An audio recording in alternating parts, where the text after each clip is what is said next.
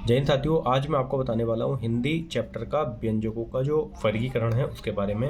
इसे देखकर बहुत ज़्यादा मतलब स्टूडेंट जो है कंफ्यूज हो जाते हैं। मैं भी मतलब जो अपनी तैयारी करता हूँ तो मैं भी कहीं ना कहीं इनमें कंफ्यूज हो जाता हूँ, और जब एग्ज़ाम का टाइम आता है तो कहीं ना कहीं ये क्वेश्चन गलत हो जाते हैं। तो इसी से रिलेटेड कुछ मैं ट्रिक और इस चीज़ को मैं समझाऊंगा भी, जिससे आपको आसानी से ये याद भी हो जाएंगे। और इससे रिलेटेड हर परीक्षा में 2 से 3 क्वेश्चन आपको ज़रूर मिलते हैं, चाहे वो वीडियो के एग्जाम हो या यूपी फॉरेस्ट गार्ड का एग्जाम हो। यूपी फॉरेस्ट गार्ड में तकरीबन 3 से 4 क्वेश्चन आपको ज़रूर यहाँ से मिलेंगे। और मैं खुद अपनी वीडियो की तैयारी कर रहा हूँ, तो उसमें मुझे भी लगभग 2-3 क्वेश्चन यहाँ से ज़रूर मिलेंगे, इतनी मुझे उम्मीद यहाँ से है। ठीक है, तो बात करते हैं इसी से रिलेटेड। ये है व्यंजकों का वर्गीकरण। ठीक है, तो ये पूरा मैंने चार्ट इसमें बना दिया है। ये जो व्यंजन है ये स्पर्श व्यंजन है। ठीक है, इसी को मतलब क्या है कि जैसे स्पर्श व्यंजन का मतलब ये है जो फेफड़ों से हमारे जो हवा निकलती है वो कहीं ना कहीं हमारे तालू में टकराती है, तो उसे ही स्पर्श व्यंजन कहते हैं। ठीक है, इसके अलावा फिर जब ये हमारे मतलब जो हमारे वर्ग हैं, ये 5 जो वर्ग हैं, जैसे कै वर्ग, चै वर्ग, टै वर्ग, तय वर्ग और पै वर्ग, आप ये याद कर लेना। ये आपको याद होने चाहिए इसे मतलब समझने के लिए। इसमें क्या है कि मतलब जैसे हमने ये मतलब क्या है कि ये 5 भागों में इसे बांटा गया है। मतलब जो हमारे तालू में या किसी चीज़ में जो हमारी हवा टकराती है किसी मतलब व्यंजन को बोलते बोलते समय, तो पहला है कंठ। कंठे में क्या है, कै वर्ग आता है। फिर दूसरा तालव्य, इसमें चै वर्ग आता है। मूर्धन्य, इसमें टै वर्ग आता है। और दंत्य, इसमें तै वर्ग आता है। ओष्ठ, इसमें पै वर्ग आता है। इसमें क्या है कि कंठ मतलब कंठ ऊपर वाले तालू से अंदर से हवा निकलती है। मतलब ये चीज़ थोड़ी कंफ्यूज करने वाली है। ठीक है, तालव्य में तालू से मतलब होकर हवा निकलती है। मूर्धन्य, मूर्ध्य यानी ऊपरी छत से होकर के टकराती है। दंत्य में जो हम शब्द बोलते हैं वो दांतों से कहीं ना कहीं जीभ टकराती है। और ओष्ठ्य मतलब जो होठों से जो शब्द बोले जाते हैं वो ओष्ठ्य होते हैं। तो अब इसे समझाता हूँ कि इसे याद किस तरीके से करना है। इसकी एक ट्रिक है, कंठ्य, तालव्य, मूर्धन्य, दंत्य, ओष्ठ। इसे याद किस तरीके से करना है कि मान के चलिए अगर कोई क्वेश्चन जैसे जय दे दिया जाए, तो आप इसमें कैसे पहचानेंगे कि ये जय तालव्य है क्या है, तो आप कंफ्यूज हो जाएंगे। तो इसके लिए एक ट्रिक है, मैं इस ट्रिक से इन्हें याद करता हूँ और मेरा कभी भी कोई भी क्वेश्चन जो भी आता है वो कभी गलत नहीं होता है। ट्रिक ये है कि कता मदो, मतलब कता मदो का मतलब ये है कि जो हमारे इनके पहले शब्द हैं वो ही उठा लिए हैं मैंने, जैसे कै, ता, मैं, दे, ओ। ठीक है, तो कता मदो, इसके पहले मैंने जो है वर्ण उठा लिए हैं, तो ये इधर बन जाता है कता मदो। कैसे क्या है, कंठे, तै से तालव्य, मैं से मूर्धन्य, दै से दंत्य, ओ से ओष्ठ। ठीक है, तो कंठे में क्या है कि कंठे में आपको पता चल जाएगा कि कंठे में कै वर्ग है। वर्ग आपको याद होने चाहिए, आप इसके वर्ग आप अपने याद कर लेना। तालव्य में चै वर्ग, मूर्धन्य में टै वर्ग, दंत्य में तै वर्ग, और ओ में जैसे ये वाला जो ओ इसमें आता है तो ये ओष्ठ्य, इसमें पै वर्ग आ जाते हैं।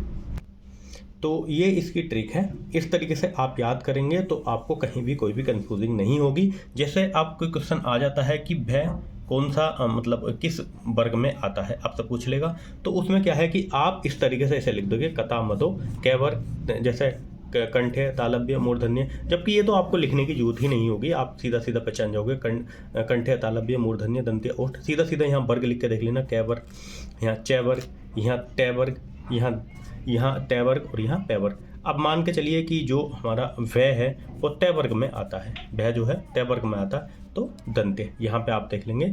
इसमें जैसे तय वर्ग में इसमें आता है तो दंत्य। ठीक है, तो ये इसकी ट्रिक है। बाकी और इसमें और समझाता हूँ। इसमें 2 चीज़ें और हैं, एघोष और अल्पप्राण। एघोष, सैघोष, अल्पप्राण और महाप्राण।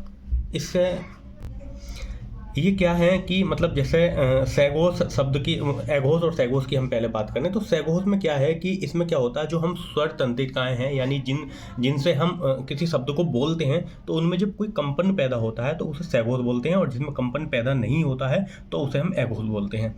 ठीक है, तो सैघोष। और अल्पप्राण की बात करें, अल्पप्राण और महाप्राण। अल्पप्राण में वो है कि जब हम कोई वर्ण बोलते हैं तो उसमें हवा हमारे मुंह से कम निकलती है, यानी जो हम फेफड़ों से हमारी हवा निकलती है तो मुंह से थोड़ी कम निकलती है, और महाप्राण में थोड़ी मुख से हवा जो है ज़्यादा निकलती है। ये इसका मतलब जो इसकी मतलब पहचान होती है। बाकी जैसे एघोष को मैंने ये डेफिनेशन तो आपको समझा दी है, मगर इसे जो आपको ट्रिक से ही याद करो तो ठीक रहेगा, क्योंकि आप बोल के देखोगे तो कहीं ना कहीं कंफ्यूजिंग होगी। बहुत सारी चीज़ें जो आपको कवर करनी है इसके अंदर। तो जैसे एघोष की हम बात करें सबसे पहले एघोष में क्या है कि पहला और दूसरा वर्ण जो होंगे ये वाले हमारे एघोष होंगे, तीसरा, चौथा और पांचवा ये सघोष होंगे। ठीक है, इसकी क्या है तो ट्रिक बना लो या इन्हें आप याद कर लो।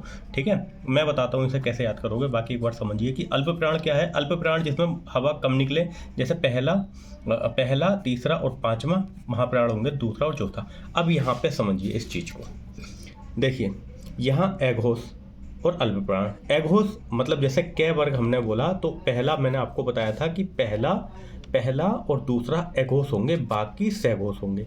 जैसे इसमें हवा, जैसे कंपन इनमें कम होगा, क ख, सादा सिंपल हम बोल रहे हैं, मतलब कोई कंपन इनमें ज़्यादा नहीं हो रहा, क ख, ग घ ड़, तो कंपन हो रहा है ना, एक बोलने में ही हमें कंपन महसूस होगा। तो यही चीज़ है सघोष और एक एघोष। ठीक है, ये वाले सघोष होंगे और ये वाले एघोष होंगे। ठीक है, इन्हें एक इस तरीके से भी याद कर सकते हैं कि पहला, दूसरा एघोष, तीसरा, चौथा और पांचवा सघोष। ठीक है, इस तरीके से ही मैं इन चीज़ों को याद करता हूँ। बाकी अब अल्प प्राण और महाप्राण की हम बात करते हैं। तो देखो अल्प प्राण पहला, तीसरा और पांचवा अल्प प्राण होंगे। इसमें क्या है कि इसमें हवा कम निकलेगी। जैसे हम किसी शब्द को बोलेंगे, देखो जैसे हमने बोला क हवा कम निकली मुंह से। ठीक है, और ख बाद में इसी शब्द को और थोड़ा सा बड़ा करके बोला गया है, क ख ग घ। तो ये वाले जो होंगे दूसरा और चौथा ये महाप्राण होंगे, बाकी पहला और तीसरा और पांचवा ये अल्प प्राण होंगे। ठीक है, तो इस चीज़ को और अच्छे से आप समझिए, इस डायग्राम को, मतलब इस चित्र को आप बनाइए, इस तरीके से आप बना के समझ के इसे करेंगे तो यहाँ से आपको 3 से 4 क्वेश्चन मिलने की उम्मीद है। आपके यूपी फॉरेस्ट गार्ड में आपको जरूर यहाँ से क्वेश्चन मिलेंगे। अगर वीडियो की आप तैयारी कर रहे हैं तो वीडियो में भी यहाँ से 1-2 क्वेश्चन जरूर मिलेंगे। और मुझे उम्मीद है, क्योंकि मैं वीडियो की तैयारी कर रहा हूँ तो मैं इस चीज़ को देख करके चल रहा हूँ, मुझे यहाँ इस वाले चैप्टर से बहुत ज़्यादा क्वेश्चन यहाँ से मिलते हैं जो भी मेरा एग्जाम होता है, मेरा जितना भी एक्सपीरियंस है। तो फिलहाल मैं अपनी तैयारी कर रहा हूँ वीडियो वाली, तो कोशिश करता हूँ कि जो टॉपिक आपके मतलब कन्फ्यूज़ करने वाले हैं तो उस चीज़ों को समझाने की मैं भी मतलब एक स्टूडेंट हूँ, कोई मैं टीचर नहीं हूँ, तो मैं अपने तरीके से चीज़ें समझा देता हूँ। अगर कोई चीज़ कहीं कोई मिस्टेक हो जाए तो उसे थोड़ा नज़रअंदाज करने की कोशिश करें।